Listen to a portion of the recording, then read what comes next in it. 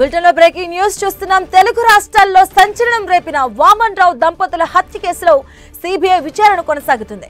CBI విచారణకు రేపు మంత్రి మాజీ ఎమ్మెల్యే పుట్టా మధు హాజరు కానున్నారు. వామన్ రావు దంపతుల హత్య కేసుకు సంబంధించిన విషయంలో పుట్టా మధును సిబిఐ విచారించనుంది. నెల రోజులుగా ఈ హత్య కేసులో సిబిఐ విచారణ చేస్తూ ఉంది. ఇప్పటికే పుట్టా మధు మేనల్లుడు బిట్టు శ్రీనుతో పాటుగా ప్రధాన నిందితులను సిబిఐ విచారించింది.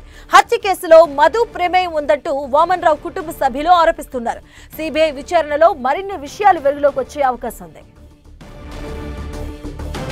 ఇదే అంశానికి సంబంధించిన పూర్తి అప్డేట్స్ మా కరెస్పాండెంట్ సతీష్ అందిస్తారు. సతీష్,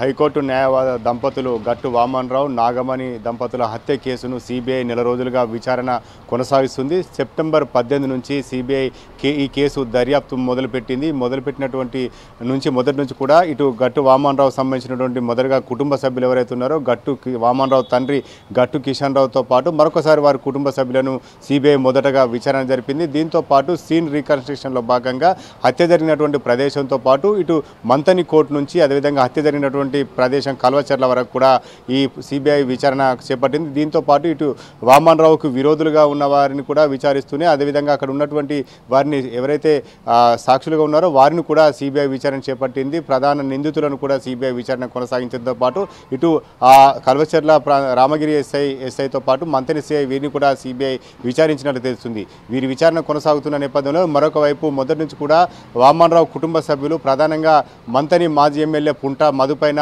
ఆరోపణలు చేస్తున్నారు. ఈ హత్యకు సూత్రధారి అంతా కూడా పుట్ట మధు అని మొదటి నుంచి కూడా వామన్ రావు తండ్రి గట్టు కిషన్ రావు ఆరోపిస్తున్నారు. ఖచ్చితంగా పుట్ట మధును విచారించాలని చెప్పి మొదటి నుంచి కూడా ఆయనే తనకు న్యాయం చేయాలని చెప్పి హైకోర్టుతో పాటు సుప్రీంకోర్టును కూడా ఆశ్రయించిన నేపథ్యంలోనే ప్రస్తుతం అయితే సుప్రీంకోర్టు ఇచ్చినట్టు ఆదేశాల మేరకు సిబిఐ విచారణ కొనసాగుతుంది. రేపు మంతని మాజీ ఎమ్మెల్యే పుట్ట మధు సిబిఐ విచారణకు హాజరు కాబోతున్నారు. సిబిఐ మధును విచారించేందుకు సిబిఐ కూడా పూర్తిగా సిద్ధమైంది. ఎందుకంటే ఇందులో హత్య కేసులో ప్రధానంగా A4గా ఉన్నటువంటి బిట్టు శ్రీనివాస్ మంతని మధు ఏదైతే పుట్ట మధునో పుట్ట మధుకు మేనల్లుడు ఈ కారణంగానే ఇందులో మధు పాత్ర ఉంటుందనే అనుమానాలు మొదటి నుంచి కూడా వ్యక్తం కావడం జరిగింది. ఒక బిట్టు సీను పుట్ట మధుకు మేనల్లుడు కావడం కారణంగా ఈ కేసు కొంత మొదటి నుంచి కూడా సంచలనంగా మారింది. ఇందులో ఖచ్చితంగా మధు ప్రమేయం ఉంటుందని చెప్పి ఆరోపణలు వస్తున్న నేపథ్యంలో సిబిఐ విచారణకు పుట్ట మధు హాజరు కాబోతున్నారు. అయితే పుట్ట మధును విచారించే ముందు అందులో ఉన్నటువంటి ప్రధాన నిందితుల నుంచి కూడా